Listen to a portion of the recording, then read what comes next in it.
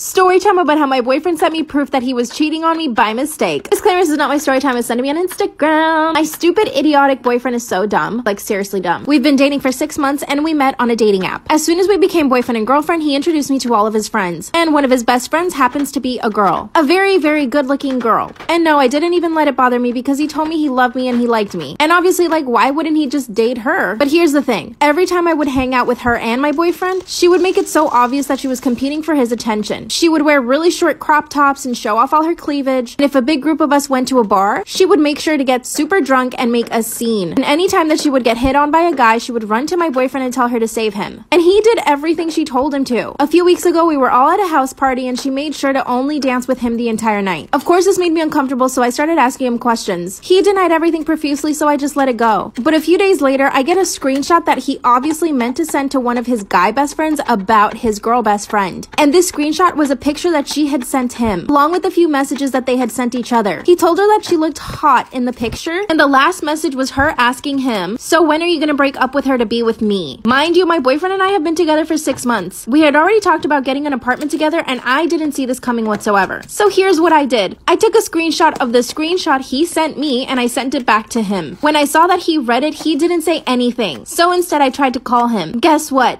He blocked me. I was at work at the time, so I couldn't leave my job. But I spent the rest of my shift running to the toilet because I had diarrhea. I was nervous and my palms were super sweaty. Mom spaghetti. But seriously, I felt sick to my stomach. After an hour, I realized that he was totally gonna ignore me. I decided to send the screenshot to her. That's when this girl told me to leave them alone and that my boyfriend didn't want to hear from me ever again. I told her that he was the one that needed to tell me that. Then she sends me a picture of him and her kissing. She was ruthless. Once my shift ended, I drove straight to his house, but he wasn't there. I went to the bar where they usually hang out, but they weren't there either. Finally, a few hours later, I get a message from him telling me that I just need to get over him and that the relationship wasn't going anywhere. Oh yeah, and that he was totally in love with his best friend, but he didn't realize it until he started dating me. He even left all of my stuff in a box outside of his house. It's been a week and I still haven't seen his face. I want to get back with him, but I realize he's a bad guy. What do I do? Am I the arsehole for not allowing my future mother-in-law to be a part of my pregnancy? My boyfriend, male 20, and I, female 19, just found out we're expecting a baby. Ever since we found out, we've told his parents and my parents. My parents are being super supportive, but his mother on the other hand, well, isn't. For context, she hasn't ever trusted me since I've started dating him in 2018. She has always accused me of being an attention seeker. For example, in 2019, when my car got stolen and she said I was doing it for the attention and my car didn't actually get stolen. And she did the same thing when I got into a major accident that left me without a car for a few months, and going to the doctor for a checkup every other week. So when she found out I was pregnant, she was being super nice to me. We've had a few conversations alone, and then later that night my boyfriend would text me everything she would say. She would say that she's the one at fault here, or that I'm just faking the pregnancy so I can get attention. Also trying to twist my words around, telling him I had told her we weren't using protection, which we were. After that, I told him I don't want to talk to her by myself anymore. Just so you all know, my boyfriend has been sticking up for me to his parents and anybody else who decides to bash me or our baby. A few days later, she walks into his room at 6:30 in the morning to wake him up and tell him that I did it on purpose to baby trap him, to make him get married to me.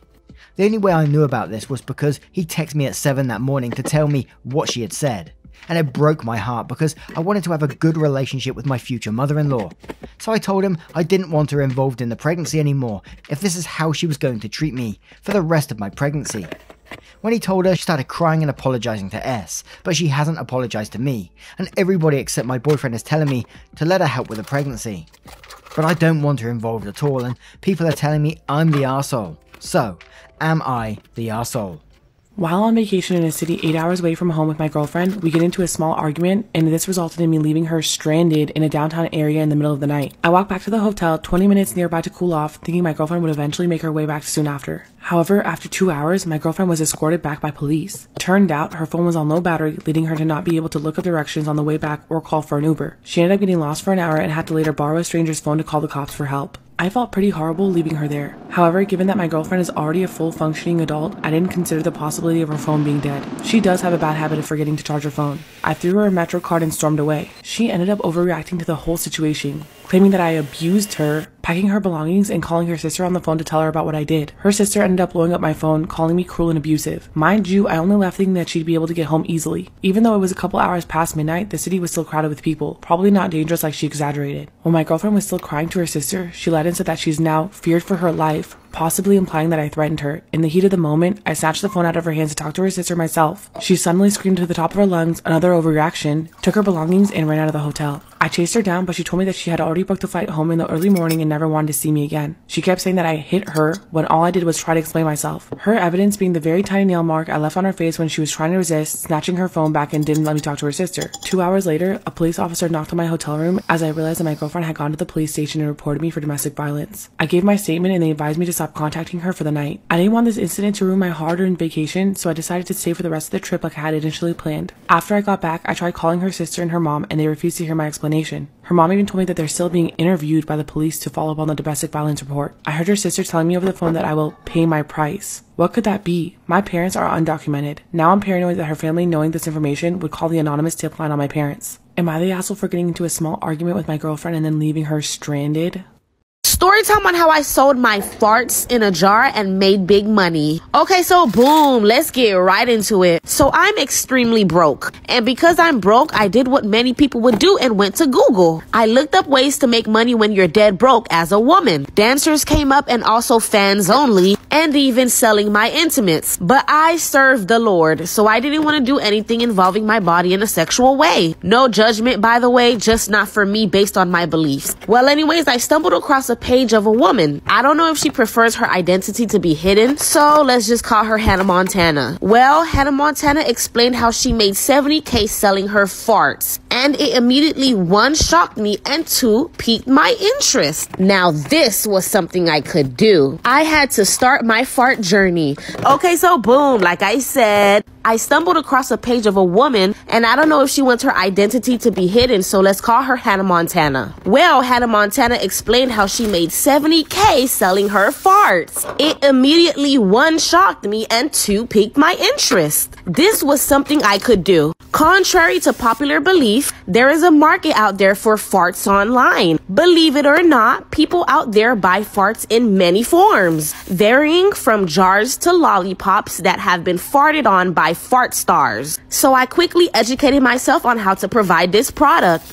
and I grew my audience pretty fast. Now I eat a lot of egg boils and fart for a living. I know you're jealous.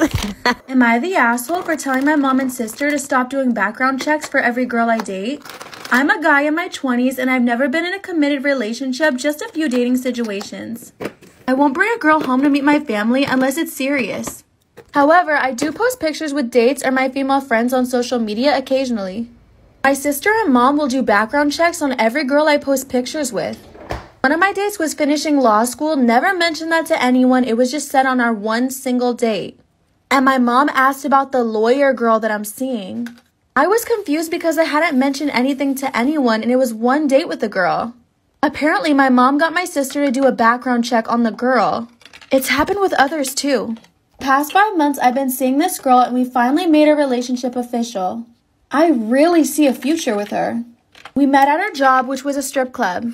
She used to be a dancer, but she stopped and is now working there as a bartender. I didn't mention anything to my family for obvious reasons, and since we're pretty serious, I wanted her to meet them. My mom loved her and sister was amazed by her sense of humor and style. Days passed and my mom called me saying she needed to speak to me immediately. Her and my sister ended up showing me old photos of her as a dancer. They tried to expose her to me, but I told them that I already knew. And they're now mad that I asked them to stop doing this. Is this person in the wrong for attempting to get a family with kids evicted from their apartment? The writer starts by saying they just moved into an apartment complex and their neighbors are 2 parents and 2 kids. The writer also says that the family owns the apartment and doesn't rent it. The writer's problem with the family is that their kids are loud during the day. The writer eventually got fed up with the noise and left their neighbors a note complaining about it. The mom of the kids eventually came over to the writer's apartment to apologize, but she said that since the kids were quiet during the quote quiet hours, she couldn't really do anything. The writer might want to move into an apartment complex. The writer thought that that suggestion was ridiculous, so they contacted the landlord. The landlord basically said that they couldn't. Do you think that the writer is the one?